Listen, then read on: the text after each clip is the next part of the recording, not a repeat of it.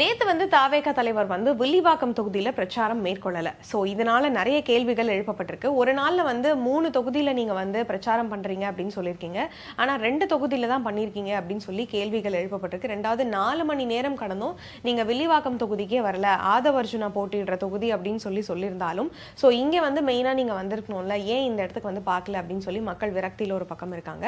இன்னொரு பக்கம் பனையூர் கிளம்பி விஜய் போயிட்டாரு, 4 மணி நேரம் டிலே அப்படிங்கறத தாண்டி கரூர்ல நடந்த மாதிரி எந்த சம்பவமும் நடந்துடக்கூடாதுங்கிறதுனால தான் அங்கிருந்து கிளம்பிட்டாங்க அப்படிங்கிற பதில்களும் வந்திருக்கு. ஸோ பெரம்பூர் தொகுதியிலும் கொளத்தூர் தொகுதியிலும் பேசிட்டு இருக்கும்பொழுது பெரம்பூர்ல அதிக அளவில் பேசினார் அப்படின்னாலும் கொளத்தூர் தொகுதியில 2 நிமிஷத்துக்கு மேல பேசல. ஏன்னா காவல்துறையினர் இதுக்கு மேல எங்களால பாதுகாப்பு ஏற்பாடுகள் கொடுக்க முடியாது, அதிக அளவுல கூட்டம் கூட ஆரம்பிச்சுட்டாங்க, ஸோ சீக்கிரமா முடிங்க அப்படிங்கறதுனால நான் 2 நிமிஷத்துல உரையை முடிச்சுட்டு கிளம்பிட்டேன் அப்படின்னு சொல்லியிருக்காங்க.